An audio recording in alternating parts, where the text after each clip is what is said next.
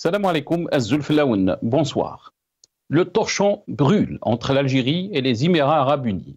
Le NTV, la télévision nationale algérienne, a vivement réagi vendredi soir à ce qu'elle considère comme une dangereuse escalade médiatique, orchestrée par les Émirats arabes unis, après la diffusion sur la chaîne émirati Sky News Arabia d'une intervention de Mohamed Lamine Belghit, accusant les Amazirs de faire partie d'un projet franco-sioniste.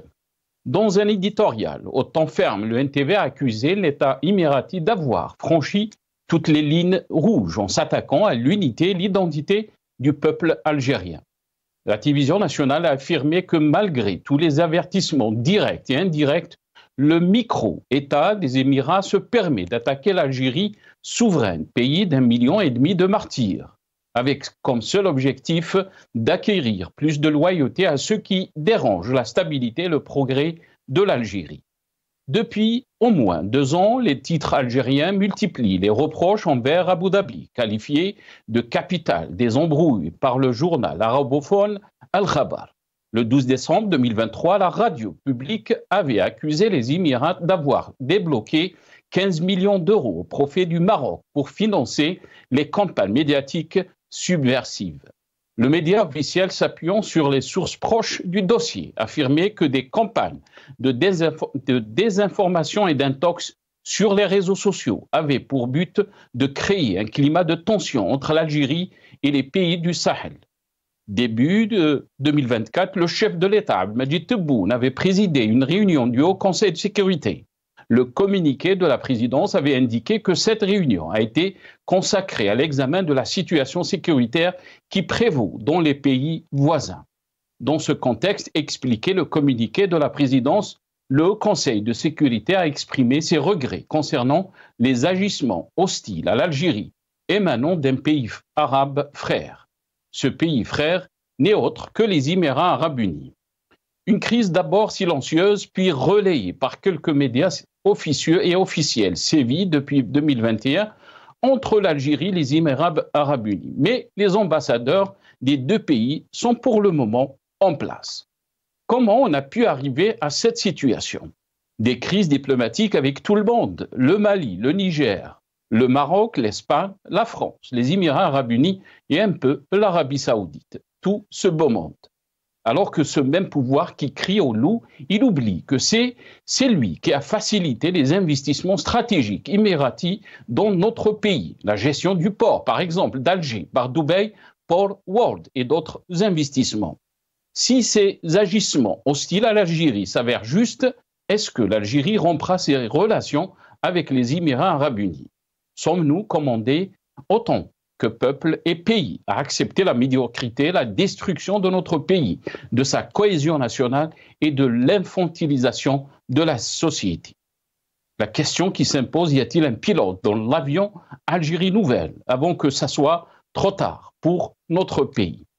Cet état de fait risque de faire perdre le peu de crédibilité qui reste à ce pouvoir et entame définitivement l'image de l'Algérie nouvelle. Nous débattrons avec nos invités de toutes ces questions juste après cette petite intro.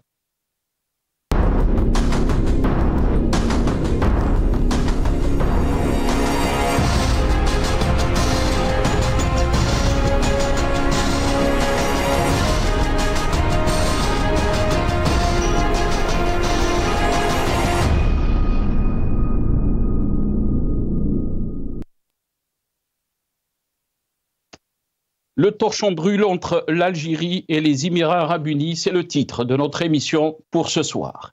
Et pour en parler, j'ai le plaisir d'accueillir dans cette émission Gamal Abina, expert en relations internationales. Il est avec nous depuis Paris, via Skype. Gamal Abina, bonsoir. Merci beaucoup d'avoir accepté l'invitation.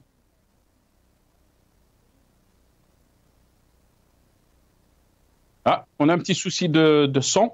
On va essayer de régler ça tout de suite avec nos amis de la régie.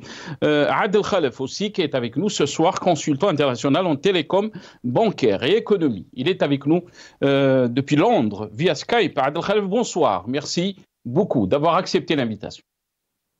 Merci beaucoup. C'est toujours un plaisir d'être parmi vous. Et mes salutations à votre invité.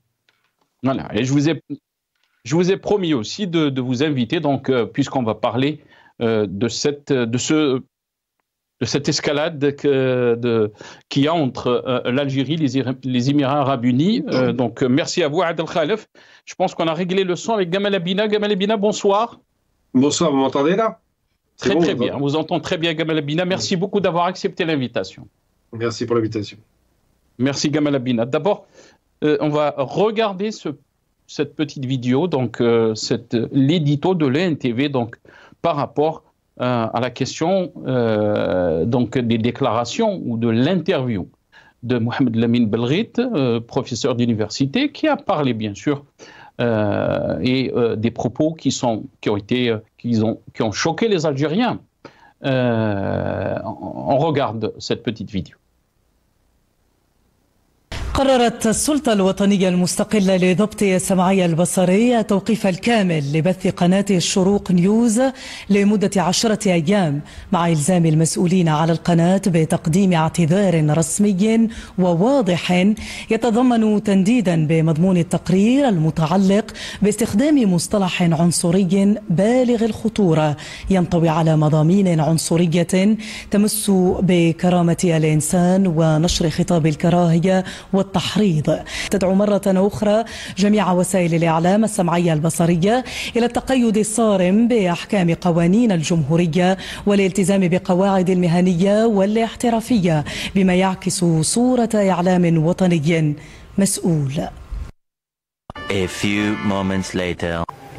هذه الدويلة المصطنعة التي تحولت إلى مصنع لإنتاج الشر والفتنة عادت هذه المرة عبر إحدى قنواتها اللقيطة لتنفث شكلا جديدا من السموم والوساخة والعفن والوقاحة وسط الجزائريين.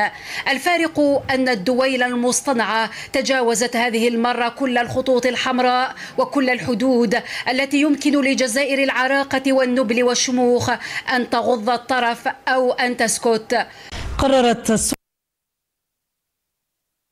Voilà, donc d'abord je vais commencer avec vous, Gamal Abina. Comment peut-on donc qualifier cet éditorial donc au temps ferme de l'ENTV qui a accusé l'État émirati d'avoir franchi toutes les lignes rouges en s'attaquant à l'unité et l'identité du peuple algérien? Et bien sûr, là il s'agit de des propos de Belghit, Mohamed Lamine Belghit, qui ont été profondément choquants, mais aussi contraires aux principes constitutionnels et à l'unité nationale, bien sûr. Mais les propos qui ont été utilisés dans cet éditorial Gamal Abina, mais aussi ces attaques, beaucoup n'arrivent pas à comprendre pourquoi ces attaques Gamal Abina. La problématique première, c'est qu'on a deux aspects. Le premier aspect, c'est cet homme, c'est un historien, semble-t-il, qui a complètement déliré sur les questions de la berbérité, où il a expliqué que ça n'existait pas, que c'était une fabrication sioniste ou je ne sais pas quoi, française. Bref, il est passé dans un délire un peu complotiste qui n'était pas très sérieux. Et il le fait sur une chaîne Sky News, qui n'a rien à voir avec les Émirats d'ailleurs, mais en arabe, effectivement. Donc, immédiatement, le NTV, sans doute quelqu'un de la chaîne a su réagir, hein, donner une directive pour non seulement attaquer effectivement les propos qui sont pas acceptables, mais surtout pour attaquer les Émirats Arabes Unis, ce qui est pas très à propos, parce que je pense pas que la chaîne soit liée à ce pays. Bon, il y a des problèmes avec les Émirats traditionnels, mais dans votre éditorial, vous expliquez que l'Algérie nouvelle se brouiller avec les Émirats. Bon, il faut voir aussi qu'il y a un contexte un peu défavorable, mais surtout qu'on ne comprend pas qu'il y ait DP World en Algérie. Je rappelle que DP World, c'est 2009, hein, c'est quand même très ancien. Il y a beaucoup d'investissements qui existaient depuis longtemps, du temps de Bouteflika, qui était très, très copain avec les Émirats, puisqu'il y a vécu. Et donc, ces relations étaient bonnes à l'époque. Elles sont un peu dégradées pour des raisons politiques aujourd'hui. Il y a toujours des investissements, évidemment, parce que les pays sont toujours intéressés par du business, mais la question est de savoir pourquoi est-ce que la chaîne peut-être a surréagi à un événement qui ne méritait pas d'ailleurs tant d'écho. Je pense que cet historien qui a été interpellé d'ailleurs en Algérie, dès qu'il est rentré, dès qu'ils l'ont su, va devoir s'expliquer. Hein. Et ça rappelle d'ailleurs le cas sans salle. Il faut se rappeler que c'est un peu pour les mêmes raisons. Mais il a dit un truc qui touche au fondement de l'Algérie, qui est une faute politique, indiscutablement. Il va devoir s'expliquer, mais je pense que la surréaction de la chaîne, c'est certainement lié à l'émotion. J'imagine pas autre chose. Mais la question qui se pose, Gamal Abina, ce que je voulais vous poser comme question, est-ce que la responsabilité de cette interview incombe tout un pays qui est les Émirats arabes unis? On peut comprendre qu'il y ait une relation qui est tendue avec l'Algérie. Mais est-ce qu'on peut dire que c'est à cause de cette interview, Gamal Abina, et toute cette réaction, parce que pour beaucoup d'Algériens, c'est des attaques quand même, un éditorial qui est très loin d'un travail journalistique ou d'une presse, si on peut dire, respectueuse. Surtout que le chef de l'État, Majid Tebboune, avait parlé auparavant que les questions géopolitiques et les questions des relations diplomatiques ne peuvent pas être traitées dans la presse algérienne. Il y a une incohérence, il y a une incompréhension de cette façon de gérer donc ces relations. D'abord, est-ce que si l'Algérie a des problèmes avec les Émirats arabes unis, je pense qu'il y a d'autres voies pour essayer de régler ces problèmes. Mais beaucoup d'incompréhension, Gamal Abina. Vous avez noté que les Émirats arabes unis sont quand même très loin de l'Algérie. Je rappelle qu'ils sont au Moyen-Orient, au sud de l'Arabie, et que c'est plutôt eux qui cherchent les problèmes à l'Algérie. Il faut se rappeler quand même qu'ils envoient quand même beaucoup d'actions en Afrique, qui sont liées à eux. On sait qu'au Soudan, ils soutiennent le mouvement d'opposition à Khartoum, donc les FSR. Et on sait qu'ils soutiennent aussi en Libye l'opposition au pouvoir central libyen élu de 2014, à Sarraj. On sait qu'ils soutiennent aussi au Mali la junte militaire qui est en place. Donc il y a des réalités qui sont indiscutables. Les Émirats arabes unis ont un problème parce qu'ils veulent se déployer politiquement, et ils ont un problème avec l'Algérie qui est un concurrent sérieux, mais dans ses frontières. L'Algérie est chez elle, contrairement aux Émirats qui évoluent en Afrique alors qu'ils n'ont pas y être. Donc il y a un premier aspect. Second aspect, oui, les questions politiques doivent être tenues par le politique, mais c'est un État. Et un État, c'est plusieurs strates, plusieurs éléments. Tout le monde n'est pas au diapason, tout le monde n'est pas à répondre à un ordre précis. Mais là, on ne parle pas seulement de questions politiques, ça va dépasser les questions politiques. On parle, je pense, de surréaction. Je pense que la chaîne a surréagi, du moins la personne qui a produit cette réponse a surréagi, parce que la question, effectivement, du caractère arabe, berbère de l'Algérie musulman, tous ces éléments-là qui ont été réglés sur le plan statutaire, sur le plan institutionnel, sont toujours des éléments un petit peu qui créent des tensions. Ça peut arriver quelquefois.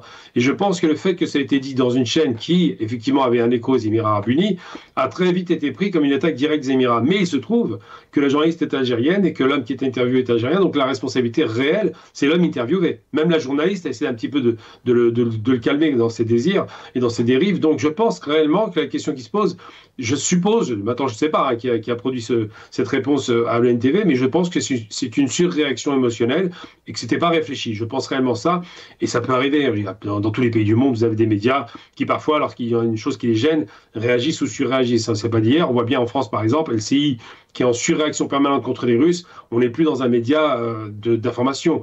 On est dans un média très, très offensif, et ça arrive. Mais la question qui se pose aujourd'hui, c'est quoi? Pourquoi cet homme a-t-il eu ces propos? A-t-il dérivé à ce point pour dire n'importe quoi? C'est ça la question. Très bien, restez avec nous, Gamal Abina. D'abord, on va réécouter, parce qu'on a passé aussi cette vidéo, les déclarations de Mohamed Lamine Belride, qui est sous mandat de dépôt, bien sûr. On va écouter qu'est-ce qu'il a déclaré sur cette chaîne émiratée, donc Sky News Arabie. ليست هناك ثقافة، هذا مشروع إيديولوجي صهيوني فرنسي بامتياز. ليست هناك حاجة اسمها أمازيغية، هناك حاجة اسمها بربر أو بربرية. البربر عرب قدماء، هذا ما يدين به كبار المؤرخين في الشرق وفي الغرب. أما هذه قضية الأمازيغية بالإجماع عند عقلاء الليبيين، عند عقلاء الجزائريين، عند عقلاء المغرب، هي مشروع سياسي من أجل تقويض أركان وحدة المغرب العربي. Voilà, donc ces déclarations qui sont condamnables, bien sûr. Adel Khalef, ces attaques récurrentes contre de la presse algérienne, contre bien sûr les Émirats arabes unis. On peut comprendre les arguments avancés par Gamal Abina, qui dit que les Émirats arabes unis essayent d'influencer l'environnement algérien, surtout la question bien sûr des pays du Sahel. Mais Adel Khalef, comment vous avez trouvé donc cette éditorial qui s'attaquait directement aux Émirats arabes unis à cause de l'interview qu'on vient juste de diffuser? Écoutez, d'abord, on voit très bien que dans cet éditorial en question, il y a... moi, je ne suis pas du tout d'accord que ce soit une histoire de surréaction ou que ce soit un truc d'émotion. C'est complètement faux pour une simple raison. Vous savez, nous sommes en Algérie, nous parlons de l'Algérie, surtout l'Algérie de Tebboune. C'est une dictature extrêmement attardée. Pourquoi? Parce qu'il y a encore de la dictature en 2025. Tout ça, on voit les réactions là actuellement, ce qui se passe actuellement. Il y a une espèce de rétropédalage. Les incompétents et les petits penseurs, enfin penseurs, c'est trop penser, c'est trop dire, les gens qui sont en fonction actuellement au niveau de la présidence ont compris, ont réalisé qu'au niveau de la chaîne, ça a été un peu trop fort. Parce que, attention, ils ont mis des vidéos, vous savez, là on voit le grand manque d'expérience, on voit cette déficience de réflexion, de diplomatie, ce manque d'élégance, ce manque de classe. On met des vidéos d'un pays, même s'il y a un problème avec les Émirats, même s'il y avait un problème, on va dire, assez profond, monsieur, on dénigre pas un État comme ça. C'est contre les principes de la diplomatie même. Et ils ont mis des vidéos où on voit des Émiratis qui marchent, qui se déplacent, ils parlent d'un État, ils sont en train de... Parce qu'attention, les autorités algériennes de M.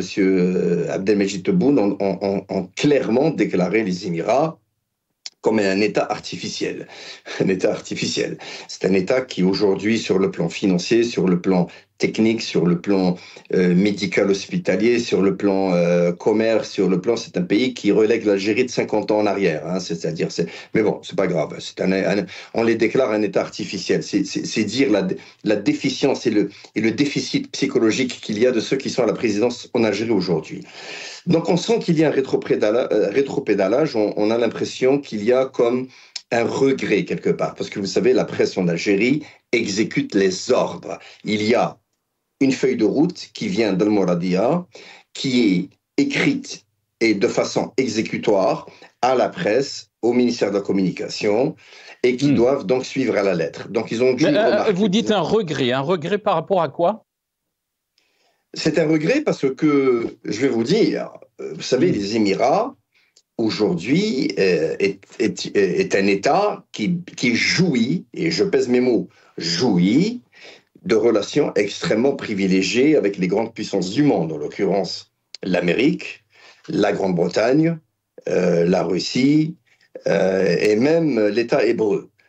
Donc c'est un État qui aujourd'hui, sur l'échiquier diplomatique, est beaucoup plus lourd et plus fort que l'Algérie. Quand vous voyez la vidéo qui défile là actuellement, ils montrent des vidéos de certains Émiratis en les insultant. On insulte un pays, on insulte la culture d'un pays. Est-ce leur faute, les Émirats, qu'il y a quelques décennies en arrière étaient dans un état pareil? Non. Chaque pays a son histoire. Chaque peuple mais Adel Khalef, je m'excuse. Mais aussi le contre-argument, c'est que vous êtes en train de dire que les Émirats arabes unis jouissent d'une relation privilégiée avec les grandes puissances. Est-ce que cela lui donne aussi,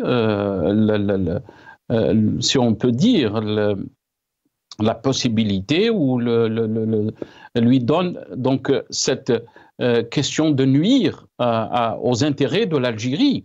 Est-ce que l'Algérie aussi n'a pas le droit de réagir pour protéger ses intérêts?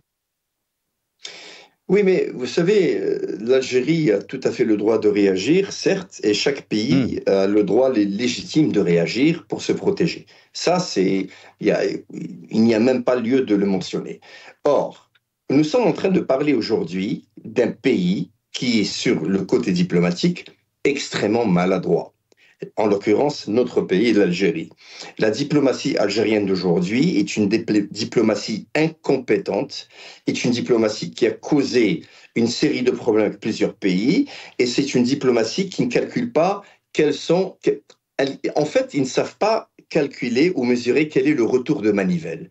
Aujourd'hui, quand on voit qu'il y a... Parce qu'attention, les déclarations de ce monsieur-là, moi personnellement, le sort qui a été réservé à cette personne, bon, peut-être qu'il est un peu excessif, mais je pense que s'il avait écopé d'un emprisonnement avec sursis, ça aurait été quand même un peu plus léger. Mais bon, comme nous sommes dans un pays qui est géré par un homme qui a la pulsion, un homme qui est très colérique, un homme qui agit, qui réfléchit après, et surtout avec tous les hurluberlus qui l'entourent aujourd'hui à la présidence, on est en train de voir ici un retour de manivelle, des conséquences.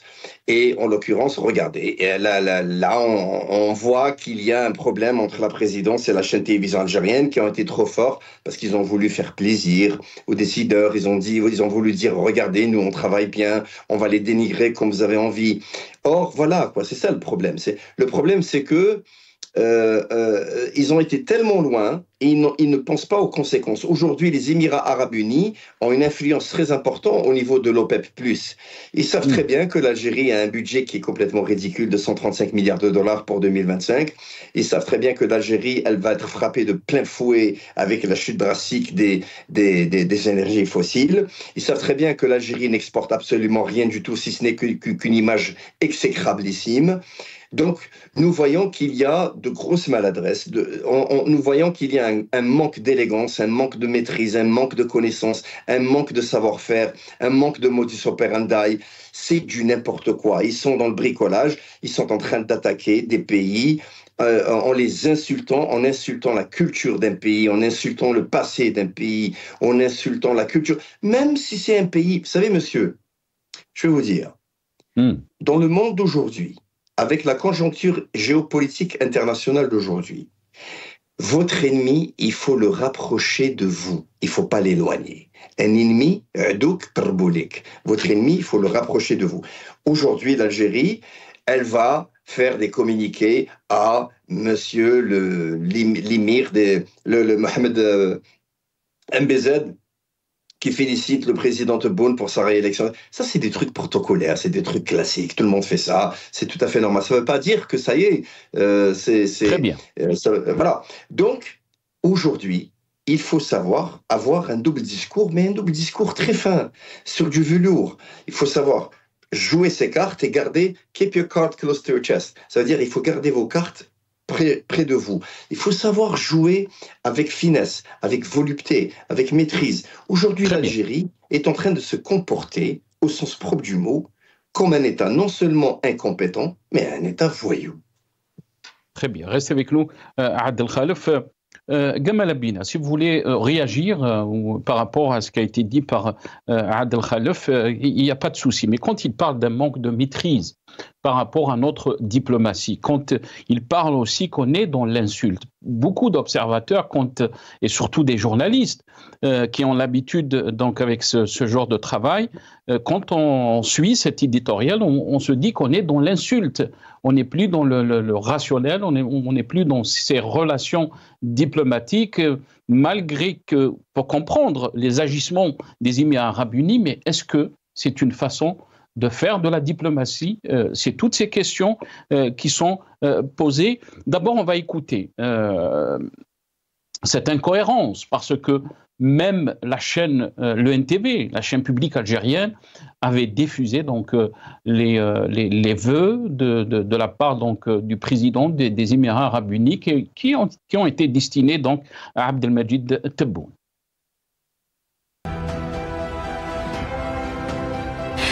هذا وتلقى رئيس الجمهورية السيد عبد المجيد تبون اليوم اتصالا هاتفيا من أخيه الشيخ محمد بن زايد آل نهيان رئيس دولة الإمارات العربية المتحدة الشقيقة، هنأه فيه بعيد الفطر المبارك. نسي الأقزام القائمون على دويلة الإمارات المصطنعة أو تناسوا وهم الذين باعوا ما لا يملكون العرض والحياء والشرف لأسيادهم السفاحين قتلة العزل من الأطفال والنساء والمسنين. Voilà, donc un double discours, un discours incompréhensible. Si on le compare entre l'Eid al-Fitr, le message des vœux, mais aussi après donc cette interview, et on va écouter aussi, regarder les déclarations de Abdelmajid Tebboune, le chef de l'État, concernant donc les Émirats arabes unis. أنا نشوف في كل الأماكن اللي فيها تناحر بين الناس دائما المال تاع الدولة موجود. تخريب الإنسان اللي يخصص المال تاعو باش يخرب الفتنة مش مليحة. والناس الذين يفتنون حسابهم عند الله فيما يخص السودان. يبدو لي باللي مثل ما يقول أخذتهم العزة بالإثم، أننا ما زال ما مشيناش كلام يعني في عنف بالنسبة للناس هذو. تبغي التصرفات اللي عندك مع ناس آخرين تفرضها عليا راك غلط بزاف. اللي يحوس يتبلى علينا ما بالصبر حدود وقرب لا بغيت هذا ما كان. Voilà, donc les déclarations de Abdelmajid Tebboune. Partout où il y a des conflits, l'argent de cet État est présent au Mali, en Libye, au Soudan. Gamal Abina, notre diplomatie manque de vision, elle manque de maîtrise, on est dans l'insulte, on n'est plus dans ces relations donc, diplomatiques, géopolitiques. Pour beaucoup d'observateurs, on n'arrive plus à comprendre la diplomatie algérienne, Gamal Abina. Moi, je trouve très cohérent, au contraire. Je ne suis pas du tout d'accord quand vous dites, il y a un écho là. Je ne suis pas du tout d'accord quand vous dites qu'il y a un double discours.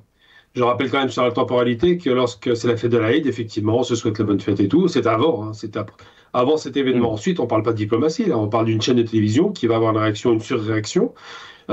Parce que Sky News Arabie appartient effectivement aux Émirats arabes unis et qui pense que cette discussion entre cet historien, plus ou moins historien algérien, et cette journaliste d'origine algérienne est le fait d'une volonté politique. Je pense que ce n'est pas le cas, donc je suis très clair avec vous. J'ai aucune sympathie pour les Émirats arabes unis, dont on connaît la position. Je viens d'entendre un truc délirant à l'instant, l'État hébreu. Je rappelle qu'Israël n'est pas l'État hébreu, les Hébreux ne sont pas là-bas.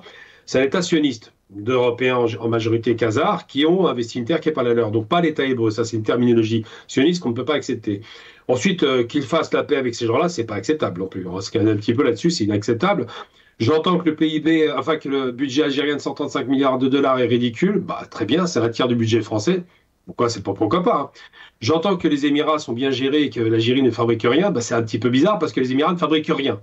Je rappelle très rapidement l'historique. Alors, les Émirats arabes unis sont ces 7 petits États qui ont été fédérés, des cités-États, fédérés en 72, quand les Anglais les lâchent, sous contrôle. Donc, à l'époque, ils fabriquaient surtout, ils exportaient de la perle, hein, c'était l'essentiel de leur richesse. Puis, on découvre un peu de gaz et de pétrole, ça les aide effectivement, mais c'est pas ça qui fait leur richesse. Hein. Faut sortir un peu de ce délire. 6 ans ou 7 ans après leur indépendance, donc très tardive, hein, qu'est-ce qui se passe? On a un Iran qui est tenu par Khomeini, qui va donc faire sa révolution islamique et qui subit un embargo américain. Très rapidement. Et donc les Émirats arabes unis bénéficient à plein de cet embargo. Pourquoi? Parce qu'ils créent d'abord des plateformes financières, ils créent surtout de la réexportation vers l'Iran, ce qui explique DP World, hein, c'est par hasard, hein, si ce grand fabricant de porc existe, c'est grâce à l'Iran. Parce que leur exportation par les Émirats arabes unis de produits vers l'Iran les enrichit dans des proportions délirantes et abyssales. Et à partir de 1999, ils commencent à se lancer dans un grand plan de construction de ce qu'on connaît aujourd'hui, ces grandes tours un petit peu à l'américaine. On voit la première tour qui arrive, c'est Burj Al Arab, qu'on voit cette fameuse voile, pour faire connaître les Émirats, pour créer du tourisme de masse, pour créer effectivement une captation de capitaux par des banques islamiques qui mettent en place. Ils deviennent un grand leader des boards de banques islamiques. Et donc les Émirats arabes unis bénéficient à la fois de l'Iran sous embargo, d'un gaz et de pétrole qui monte, d'une population peu nombreuse, ils ne sont que 200 000 habitants dans la réalité des faits, puisque tout le reste c'est des étrangers, et d'une stratégie anglaise de développement tous azimuts tenue par l'Angleterre. Rappelons quand même que tous les architectes, tous les financiers, enfin tout ce qui est fait aux Émirats Arabes Unis est fait par les Anglais. Il faut le rappeler quand même, on va se calmer un petit peu sur ça. Que les compétences commencent à se développer, c'est vrai, ils s'arriment à l'Angleterre, avec très peu de dettes au départ. Maintenant, c'est un pays qui a une dette assez importante, 22% du PIB. C'est une dette qui se chiffre à 112 milliards de dollars, c'est pas rien. Et surtout, c'est un pays qui a failli être en banqueroute en 2008 après la crise des subprimes, où la chute de l'immobilier aux Émirats Arabes Unis a été vertigineuse. Ils ont repris grâce au soutien d'Abu Dhabi.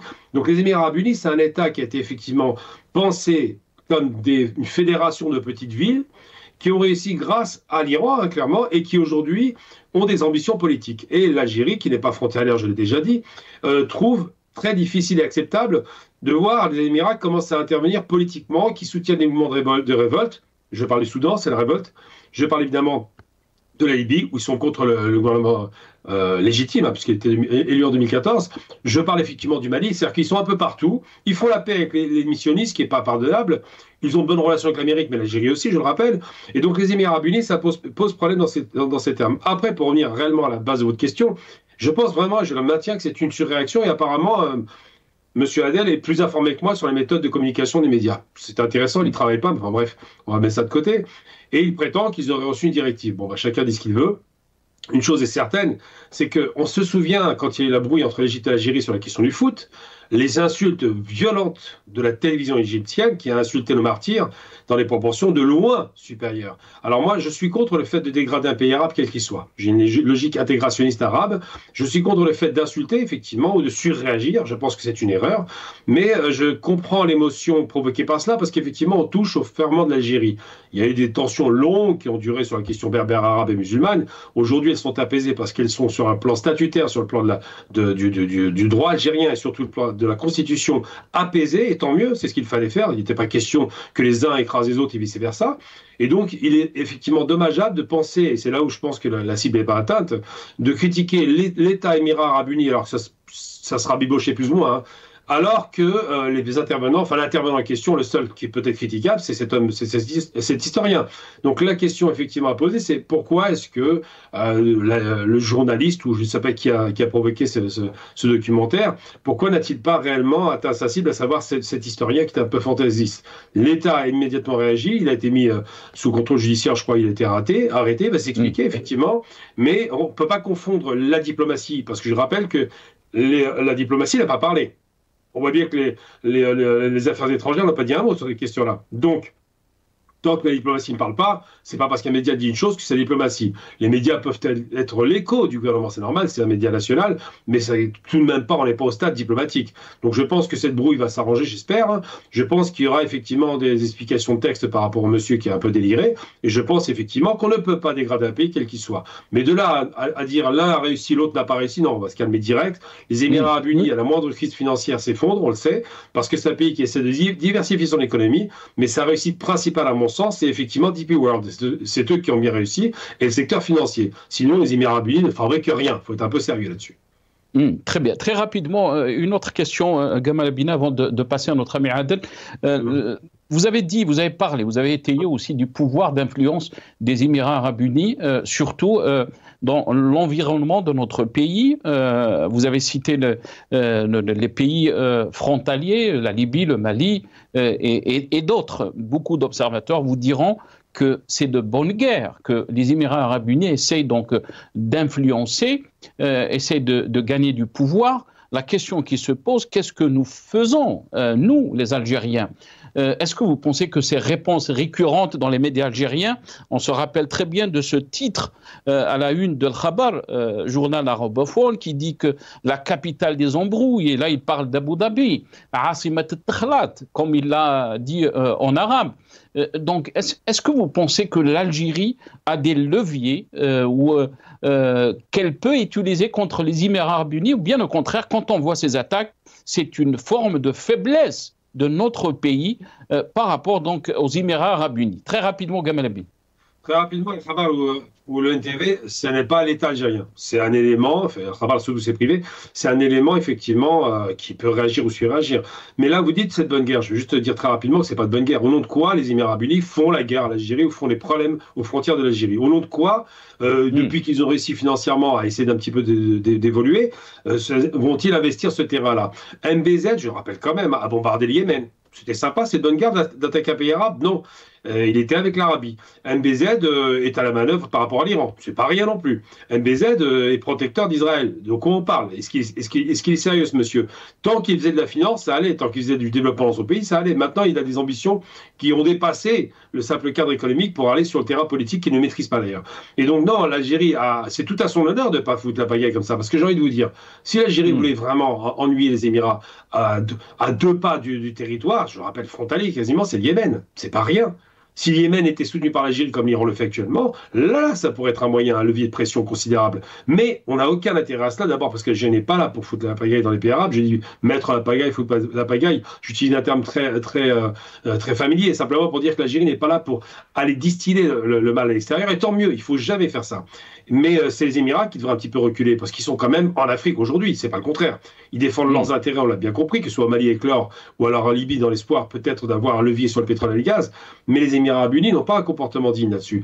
Donc simplement pour vous dire, pour l'instant, la diplomatie n'a pas parlé. Il est arrivé qu'elle parle. Moi, j'en appelle vraiment à l'espoir qu'effectivement que ça s'apaise rapidement. Mais il y a quand même un rôle très trouble des Émirats. Au nom de quoi, par exemple, ont-ils signé cette paix honteuse avec Israël? Qu'est-ce qui les a poussés à le faire? Avaient-ils seulement un intérêt? Non, si ce n'est peut-être de se mettre sous le parapluie américain, ils l'ont déjà. Donc c'est pas très sérieux tout ça. Et je pense qu'il faut vraiment se méfier de ceux qui, de bonne guerre comme vous dites, cherchent la pagaille chez nous. Ils n'ont pas à le faire. Rien ne les autorise à faire ça. Et encore une fois, on peut comprendre la surréaction, même si moi je la partage pas.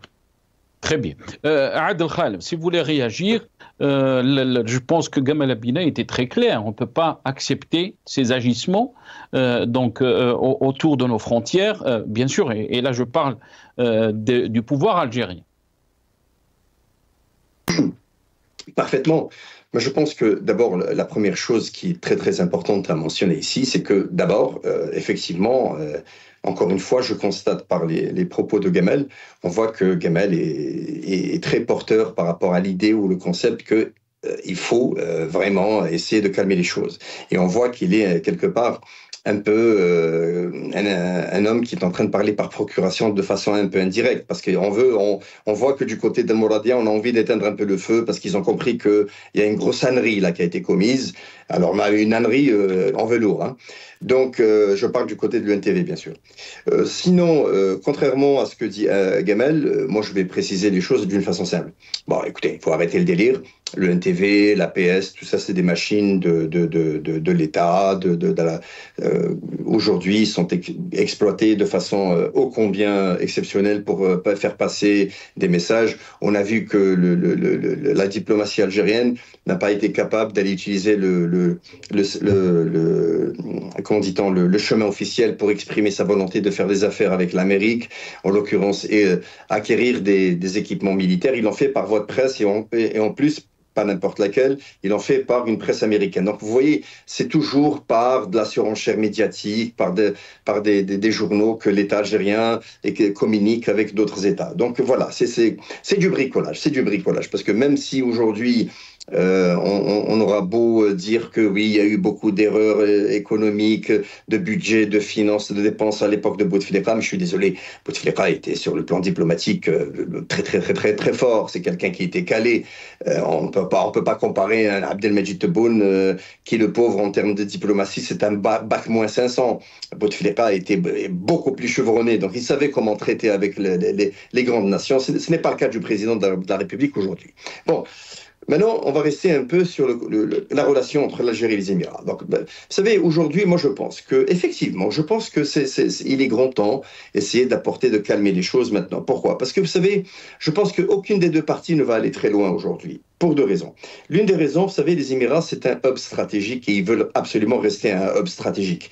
Bon, maintenant, au passage, c'est vrai que les Émirats ne sont pas un pays qui sont connus pour une grosse politique industrielle. Ils n'ont pas d'industrie.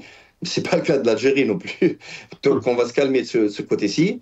Mais bon, ça reste un pays quand même qui a 140 milliards de dollars d'exportation. Ils exportent de l'or, ils exportent beaucoup d'autres produits. Donc si on doit calculer les exportations aujourd'hui des Émirats, ils sont exactement 10 fois supérieurs à ceux de l'Algérie.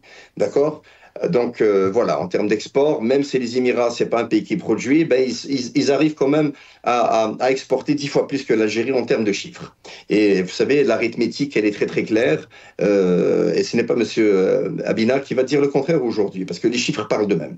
Bon, maintenant, l'Algérie aussi, elle, d'un autre côté, elle a besoin de quoi? Elle a besoin de renforcer son alliance avec le Qatar, avec l'Iran. Donc, ils vont peut-être pas aller se brouiller trop les pinceaux par rapport à ce qui se passe actuellement. Mais moi, je vais vous dire, il va y avoir des conséquences, il va y avoir des répercussions qui vont avoir des formes différentes. Elles peuvent être économiques, parce qu'on le voit déjà, vous savez, les Émirats sont en train déjà de faire un lobbying très puissant, parce que contrairement à l'Algérie, les Émirats, c'est un pays qui a une capacité de lobbying international qui est beaucoup plus lourde. Vous savez, un président comme Abdelmajid Tebboune, autour de lui, ne possède pas des hommes qui ont un pouvoir, qui ont une influence, qui ont une capacité de réflexion, même si on peut considérer que ce sont pour la plupart des Britanniques, effectivement, je confirme. Là, pour une fois, M. Gabina dit quelque chose qui est extrêmement cohérent. C'est vrai que les Émirats ont été construits de toutes pièces par la Grande-Bretagne. Et là, les paroles de M. Gabina sont complètement 150% justes. Mais c'est vrai, il faut penser aussi que le problème du président Abdelmajid Tebboune, c'est que c'est quelqu'un, contrairement au président des Émirats, qui, lui, son tour de compétence, Abdelmajid Tebboune, s'est entouré d'un contingent d'hurluberlus. C'est pour ça que nous sommes dans une situation telle qu'aujourd'hui. Après, on peut voir un peu la situation dans le Sahel. C'est vrai que les Émirats ont pris position par rapport à la Libye, ils sont pro-Haftar. Les Émirats ont une position par rapport au Mali, par rapport au Soudan, qui est contraire à l'Algérie, et l'Algérie déplore cela. Mais bon... Mais ça, il faut combattre cela au niveau des Nations Unies. Il faut combattre cela d'une manière un peu plus souple, en diplomatie. Vous savez, on ne peut pas comme ça, pour un oui, pour un non. Si quelqu'un n'est pas d'accord avec vous, vous n'êtes pas obligé de lui dire que vous êtes mécontent parce que vous n'êtes pas d'accord avec lui. Vous pouvez vous asseoir, vous mettre à table, parler, discuter, essayer de voir. De la discussion, on peut toujours trouver des solutions. Quand les grands hommes décident de s'asseoir, on trouve des solutions. Or, le comportement exécrablissime de l'Algérie aujourd'hui est un comportement à vomir. Ça ferait même vomir un charognard. Insulter un État, quel qu'en soit le contexte, quelle que soit la position, insulter un État de cette façon-là relève de la pulsion, de la bêtise, de l'incompétence, de l'ignorance. Ce sont des denrées qui caractérisent les gens qui sont à la présidence en Algérie aujourd'hui, et les faits sont là. Je ne suis pas en train d'inventer des histoires, les faits sont là. Mais non, il y a certaines conséquences, d'autres conséquences qui sont néfastes pour l'Algérie. Vous savez, l'Algérie est en train de lever un peu le pied par rapport au projet d'investissement des Émiratis. Il y a le port de Dubaï maintenant qui a perdu de sa superbe. N'oublions pas non plus l'intervention de l'Algérie vis-à-vis de l'Espagne quand l'entreprise émiratite TAQA était en discussion d'acquisition des actifs de Naturgy en Espagne. Donc, vous voyez, il y a beaucoup de jeux qui diplomatico-politico-financiero-économiques, mais aujourd'hui, la situation est que il faut se dire une chose. Alors, je reviens très rapidement parce que M. Abina avait parlé de l'État hébreu. Je suis désolé pour vous. C'est un État hébreu, c'est l'État hébreu, c'est comme ça, c'est une terminologie, même si on n'est pas d'accord, c'est un État hébreu. Vous savez, c'est pas un État musulman, c'est un État hébreu, c'est pas un État chrétien non plus, c'est pas un État asiatique, c'est un État hébreu. Vous m'excuserez, mais ils parlent de l'hébreu, ce sont des sémites, et nous aussi, arabes. Allez-y, vous voulez dire quelque chose? Restez avec nous, Adel. Non, parce que j'ai pas fini. Allez, très rapidement, Adel, dans ce cas-là, parce qu'on est pressé par le temps. Tfadal. Oui, non, mais parce que vous savez, moi je suis un gentleman, moi je suis un homme élégant, je laisse les gens parler. Donc, si Gamel a envie de dire quelque chose, c'est volontiers que je lui cède la parole. J'ai aucun problème avec ça. Je veux juste lui dire que nous, Arabes, nous sommes des sémites aussi. D'accord? mais nous ne sommes pas hébreux, nous sommes musulmans. Donc c'est un État hébreu. Il ne faut pas dire que ce n'est pas un État hébreu parce que c'est un délirium interstellaire. Arrêtez c'est encore une fois de la malhonnêteté intellectuelle. Mais je confirme une chose. Aujourd'hui, on voit clairement que Gamal est en train d'être une voix très souple, très porteuse d'un rétropédalage des autorités algériennes parce qu'ils savent qu'ils ont commis une ânerie. Et l'ENTV est un organe de l'État. C'est un organe qui parle pour l'État, depuis l'État, vers l'État, toujours pour l'État. Et tout ce qu'ils ont fait a été ordonné. C'est comme ça. Ça sera toujours comme ça, jusqu'au jour en Algérie où il va y avoir un président de la République digne de ce titre. Très bien. Restez avec nous, Adel Khalef. Mais là aussi, le droit, Adel Gamal Abina, d'avoir des avis autres que les vôtres et tout en étant honnête, bien sûr. Gamal Abina, sur la question, bien sûr, de notre diplomatie, mais aussi des crises, surtout depuis 2019, on est devenus les champions des crises diplomatiques. Quand on parle de la crise, par exemple, avec le Maroc, rupture diplomatique, la crise avec l'Espagne, la France, les Émirats arabes unis, le Mali, le Niger. Est-ce que ce n'est pas inquiétant pour notre pays, cette façon de gérer notre diplomatie, notre politique extérieure, Gamal Abina, mais aussi elle entame l'image de cette nouvelle Algérie? Pas du tout. Je dirais simplement ce que vous appelez crise diplomatique avec la France, c'est traditionnel, hein, c'est pas d'hier. La crise avec le Maroc est traditionnelle aussi, puisque ça a commencé en 1963 avec une agression marocaine. Rappelons quand même qui a commencé, il ne faut pas oublier. La crise avec le Mali, je rappelle que c'est une junte militaire, donc c'est un pays qui, depuis des années, nous bassine avec soi-disant des élections qui n'auront jamais lieu. La crise avec le Mali, le Niger, ça se passe très bien, il n'y a pas de crise, hein, c'est pas vrai. L'Espagne, ça se passe très bien. Bref, le reste du monde, à part 3 pays. Donc, je ne compte pas l'État sioniste, qu'on n'appelle pas État hébreu. Et je vais répondre à ce délirium, puisqu'on n'aime bien pas le délirium, mais il y a beaucoup de discussions un petit peu type psychologisantes, un peu ridicules. Donc on va donner une petite notion à M. Adel qui ne connaît pas l'histoire manifestement de l'État sioniste. Créé en 1948 après une volonté de l'ONU en 1947, il a été créé sur la base d'hommes qui n'étaient pas du tout religieux d'ailleurs, et qui étaient khazars, qui étaient turco-mongols, pour faire simple. On appelle donc ces fameux Ashkénazes. C'est l'essentiel de ceux qui dirigent l'État sioniste, et ils ont essayé de récupérer, pour se donner une légitimité, des Arabes juifs, d'accord, qui ne sont pas tous non plus hébreux. Donc quand on ne sait pas ce que veut dire hébreu, qui est une tribu au Moyen-Orient, qui n'a rien à voir avec ce que vous définissez comme étant les juifs sionistes en l'occurrence, c'est vous confondez juifs, sionistes et hébreux, malheureusement pour vous.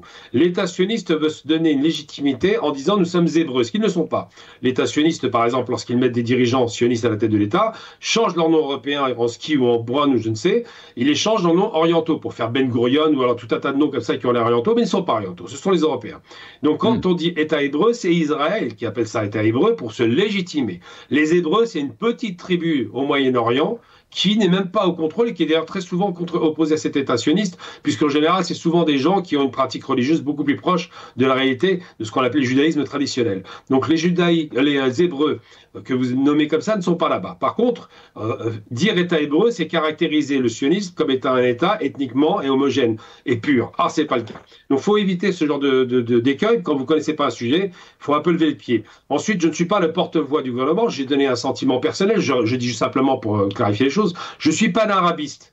Donc ma position est celle de quelqu'un qui veut une intégration du monde arabe. Je l'ai dit dès le départ, donc je répète à nouveau, ça n'est pas un rétropédalage. Je dis ce que j'ai envie de dire quand je le dis et où je le dis, quel que soit ce qui est présenté en face de moi. J'ai des positions qui sont singulières à les miennes, et je ne suis pas drivé, contrairement à ce que vous dites, parce que vous voulez présenter les termes de dictature, vous parlez d'État voyou, ce qui est ridicule aussi, je le rappelle, parce que l'État voyou se conforme à l'ONU depuis toujours. Vous parlez d'un président Bac plus 500, ça j'apprécie pas, parce que vous avez une obsession des diplômes, apparemment, c'est peut-être ça qui vous donne votre cachet, ce qui est ridicule aussi. Non, c'est pas Bac moins 500, comme vous dites, ou Bac moins 5, on va descendre à moins 5, il a juste fait l'ENA, mais c'est pas grave. Ensuite, en matière de diplomatie, je trouve qu'il se débrouille plutôt bien, ce président.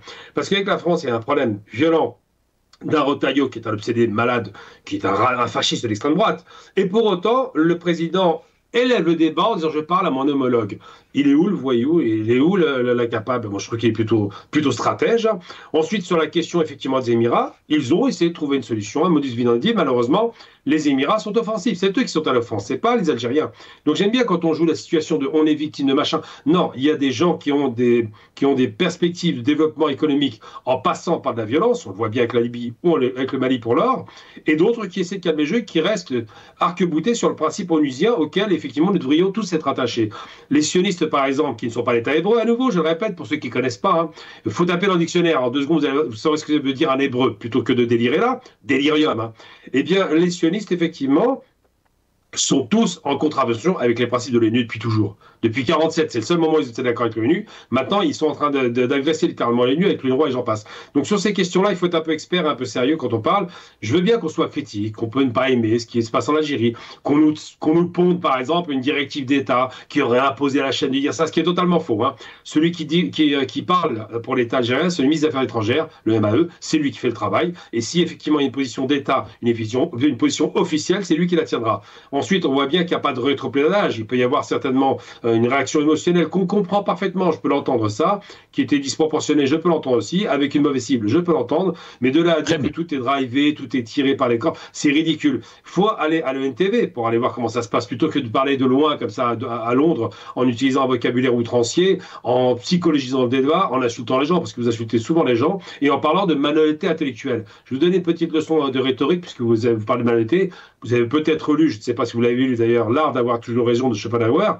Vous êtes un expert là-dessus, sur l'art d'avoir toujours raison. Argument d'autorité, toujours dans l'invective, dans le mépris de classe, dans ces méthodes un peu ridicules qui n'ont aucun effet sur moi, je vous rassure. Et surtout, le pire, vous parlez de malhonnêteté intellectuelle si on n'est pas d'accord avec vous. Postulat de base. Si on est d'accord avec vous, on est honnête. Si on n'est pas d'accord, on n'est pas malhonnête. Et bien, dans un débat critique qui oppose deux personnes, l'honnêteté intellectuelle, c'est d'accepter le contradictoire. Et vous ne l'acceptez pas. Vous partez du principe que si quelqu'un n'est pas d'accord avec vous, c'est un imbécile, un malhonnête, un bac moins 500, je ne sais quoi. Donc, il faut un peu lever le pied sur ce genre d'invective ridicule. Apprendre, puisque vous parlez de courtoisie et soi-disant de gentleman, si vous voulez vous amuser à l'anglaise, pour faire l'intéressant, mais vous n'êtes pas un gentleman. On n'insulte pas les gens en postulat au préalable d'une conversation, ensuite en parlant d'honnêteté ou de malhonnêteté. Vous n'êtes pas très honnête intellectuellement, puisque vous n'acceptez pas le contradictoire. Gamal Abine, on va essayer de rester donc dans les arguments concernant notre thème pour ce soir. On va s'éloigner un peu de personnalisation donc, de ce débat. On peut comprendre que vous avez des avis différents et on respecte ça aussi, bien sûr. Adel Khalef, il me reste 2 minutes très rapidement. Je vous laisse le mot de la fin. Mais aussi, à Gamal Abina, c'est qu'Abdelmajid Tebboune avait parlé dans une interview comme quoi c'était une ligne rouge pour les médias de s'immiscer, si on peut dire, des relations internationales. Et surtout, Abdelmajid Tebboune avait donc mis le point par rapport à cette question. C'est aussi ça, Gamal Abina. Très rapidement, à Adel Khalef. D'accord, merci beaucoup. C'est pas grave, moi je vais répondre d'une façon très simple et très claire, ô combien claire. Bon, d'abord, je n'ai insulté personne, mais c'est pas grave. Je tiens juste à faire rappeler que depuis pratiquement 3 minutes et demie, 4 minutes, Gamal, depuis tout à l'heure, est en train de parler d'une leçon.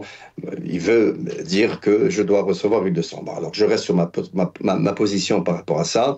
C'est comme l'erreur abyssale qui mentionnait il y a quelques mois par rapport à Goldman Sachs et par rapport aux briefs, etc. Vous savez, les téléspectatrices et téléspectateurs ont tout à fait la possibilité d'aller online et de vérifier ce que vous avez dit et ce que j'ai dit. Ils peuvent faire un cross-check. Donc, voilà. Essayez pas de parler avec un effet miroir parce que ça marche pas avec moi. Alors, depuis 3 minutes, M. Gamel ne fait que parler de moi. On a l'impression qu'il est obsédé de moi, alors que le sujet, c'est l'Algérie et les Émirats. Mais je suis quand même très enchanté de voir que je fais un tel effet chez vous. Maintenant, ce que je vais dire, c'est qu'aujourd'hui, Gamel dit que Tebboune est plutôt très fort. Il se débrouille bien. Oui, mais écoutez, je suis d'accord. Il se débrouille bien. Alors, problème avec la France, il n'y a pas d'ambassadeur de France en Algérie, il se débrouille très bien. Grand problème avec l'Espagne qui a été pseudo-résolu, et puis l'Espagne est restée sur la même position par rapport au Sahara occidental. Oh oui, il se débrouille très bien. Problème avec le Mali, il se débrouille très bien. Problème avec le Burkina Faso, il se débrouille très bien. Problème avec la Libye, il se débrouille très bien. Mais alors, franchement, il se débrouille vraiment très bien. Je ne sais pas, M. Gamel, si vous avez vécu votre enfance en Algérie, mais nous, quand on était jeunes en Algérie, on voyait des émissions de l'inspecteur Tahar Mal Apprenti. Et il y avait une phraseologie qui disait, voici le bourricot de la classe. L'inspecteur Tahar qui disait ça à l'apprenti. Moi, je vais vous dire une chose, en termes de diplomatie, Abdelmajid Tebboune, c'est le bourricot de la classe. Alors, franchement, allez revoir votre signification du mot, il se débrouille très bien, mais c'est pas grave, je vous l'accorde, je suis sympa, il a fait l'ENA, mais bon, allez, on va lui donner un bac-5. En tout cas, ça lui va très bien. Aujourd'hui, nous sommes dans une position... Aujourd'hui, nous sommes dans une position... 30 secondes, très rapidement, Ad. Je peux parler, je peux finir? Allez-y, mais rapidement, très rapide. J'essaie de faire le mieux que je peux. Je ne vais pas réagir. Je suis quelqu'un qui ne réagit pas aux déclarations pareilles. Je parle, moi, je ne suis pas dans la malhonnêteté intellectuelle. Moi, je parle d'une façon qui j'accuse personne. Je suis un gentleman, contrairement à ce que vous puissiez penser. Vous savez, mon nom me précède. Moi, j'ai fait beaucoup de choses pour l'Algérie. Vous n'avez rien fait pour l'Algérie. Moi, j'ai construit des systèmes bancaires. J'ai développé la biométrie. J'ai développé la 4G en Algérie. Moi, ma signature, elle est en Algérie. Aujourd'hui, vous, la seule chose que vous faites, c'est que vous voulez absolument faire d'un bac-5 un grand diplomate, alors que l'Algérie est isolée à l'international. Alors franchement, en termes de compétences, il faut revoir votre terminologie. Moi, je dis une chose aujourd'hui. J'espère sincèrement que le président de la République va se réveiller. J'espère qu'il comprenne qu'il est en train de s'attaquer à un pays qui est diplomatiquement beaucoup plus puissant que lui, beaucoup plus puissant que l'Algérie.